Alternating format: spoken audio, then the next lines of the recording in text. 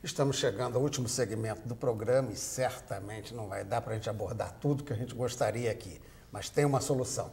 Os nossos convidados nos fornecem indicações que você vai poder achar na nossa página na internet, indicações de como saber mais. Então você vai lá no www.tomeciencia.com.br e procura o Saber Mais, que estará lá a indicação de sites da internet, de livros, ou seja, onde você pode se aprofundar sobre o tema. E se você quiser também enviar sugestões de novos temas ou opinar sobre o nosso programa, utilize o e-mail ideias@tomeciencia.com.br. Bem, para retomar uma questão que me ficou em dúvida aqui, o específico para o velho e a interação. Ou seja, é mais jogo fazer as coisas juntos ou tem que ter uma coisa, vamos dizer, um ensino? Você vai aprender inglês misturado? Quem quer começar aí com essa questão? Eu posso Tânia, abordar isso, né? Quer dizer, a minha experiência, né, e tudo aquilo que eu venho observando em relação a essa questão do ensino para a terceira idade é que existem muitas especificidades, né? Você pegar um idoso, né, que está iniciando um estudo de línguas, né, e colocar junto a uma turma de jovens, né, se esse professor ele não tiver uma bagagem de tal forma que possa propiciar esse idoso um aprendizado adequado, e dentro do ritmo dele, a gente pode, ao contrário, ao invés de estar facilitando a promoção, vamos dizer assim, a conquista de novos horizontes para esse idoso, a gente pode estar propiciando uma situação até de crenças negativas acerca da sua capacidade, se não houver uma abordagem específica. Então, eu sou favorável, sim, eu acho que a gente tem que investir num trabalho intergeracional depois de, vamos dizer assim, oferecer instrumentos e fortalecer esse indivíduo idoso num sentido global para que ele esteja encarando e se engajando na sociedade. A Márcia parece que contesta um pouco isso, Márcia? Não, pelo contrário. Eu acho Eu que vou contestar. Você que vai contestar, Ana? Utopicamente, eu acho que a questão intergeracional seria excelente. Quer dizer, eu acho que se o idoso pudesse conviver junto com o jovem, né, quer dizer, dentro das suas especificidades, da sua experiência, quer dizer, eu acho que o idoso tem muito a trocar com o jovem. E até com base nisso, quer dizer, esse projeto todo do MEC é justamente para formar esses professores, para formar as pessoas que vão estar sensíveis às especificidades, vão conhecer o idoso e vão saber lidar, assim como eles sabem lidar com as especificidades do jovem, que também tem as suas, eles vão poder lidar com as especificidades do idoso, porque eu acho que esse encontro pode ser muito rico. Bem, mas a Ana quer contestar um pouco, Ana? Vamos lá. Quero. Conteste. Eu reconheço as especificidades, né, do segmento idoso, do jovem, mas a gente tem que ter muito cuidado para não criar um grupo privilegiado, né? Isso está, inclusive, em discussão nas políticas de hoje, que o idoso é privilegiado, no caso brasileiro, em termos das políticas públicas. As Nações Unidas, quando lançou o Plano Internacional para o Envelhecimento, em 2002, ela preconiza uma sociedade para todas as idades. Então, a gente tem que pensar que o bem-estar do idoso, ele depende do bem-estar da sociedade como um todo. Então, você não pode criar uma caixa nem de preconceitos e nem de privilégios. Então, me preocupa muito essa questão da especificidade. Hoje, essa questão dos privilégios. Hoje, o Japão está discutindo, né, uma política que acaba com o corte etário. O corte são as necessidades. Então, você vai ter política para doentes mentais, políticas para incapacidades físicas, política para os que não têm renda, política para os que não têm casa, independente da idade, tentando fazer, inclusive nas instituições de longa duração, de longa permanência, sejam para todas as idades. Porque parece que no Japão já tem um conflitozinho com essa questão de gerações também, não tem? Questão mesmo de famílias. Porque o cuidado com a população idosa, até recentemente, era de responsabilidade da família. E, na verdade, da mulher. E, na verdade, da nora. Tá? Então, o que acontece? Isso significa assim, a mulher, na verdade, era responsável pelo cuidado dos idosos e dos filhos, dos dependentes. E, com isso, ela não podia fazer carreira, ela trabalhava, mas em regime de tempo parcial. Hoje, isso virou um conflito, né? E com a ocidentalização do Japão, a mulher hoje está optando por não casar. O Japão hoje, a população começa a diminuir porque as mulheres não querem casar e não querem casar para não ter que cuidar dos seus dependentes, sejam os idosos. E o Japão, então, está investindo maciçamente nos cuidados de longa duração. Né? Que eu acho que essa hoje é, para mim, mais importante que a questão da Previdência. Vamos aproveitar, então, o gancho.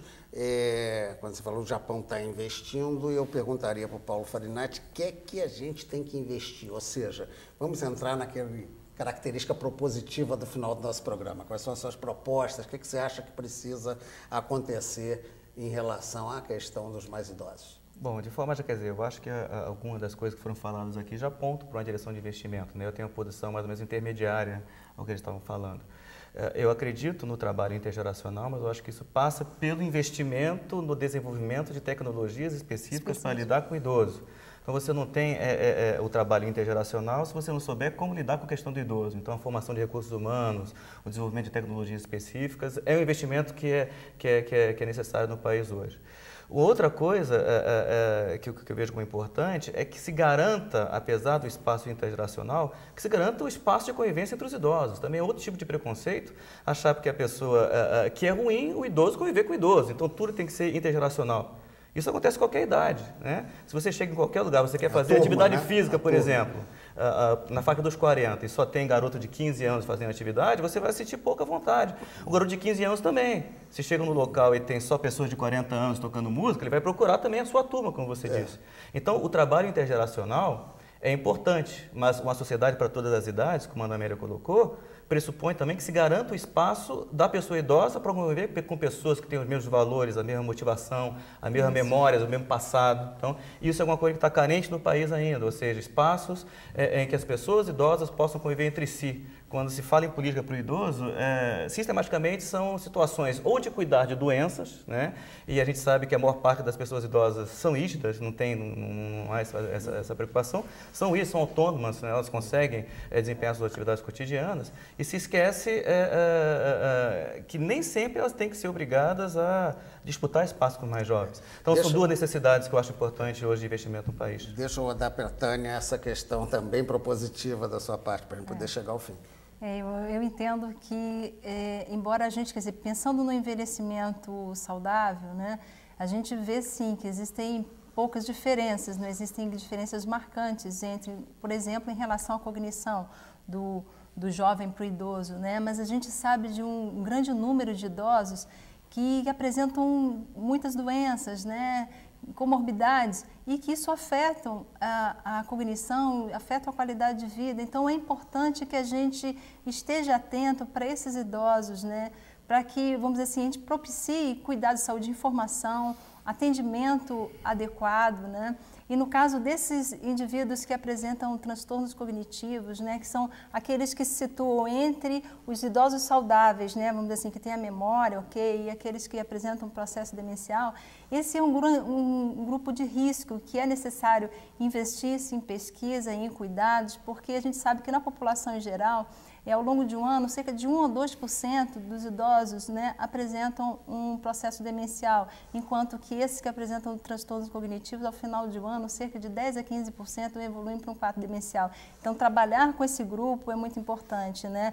Resgatando essa questão do cuidado de saúde, engajamento social, afeto, crenças positivas, porque tudo isso e a conquista, vamos dizer assim, de uma consciência de aprimoramento constante, para que eles, de fato, trabalhem no sentido de se manter bem, né, e busquem os recursos para isso.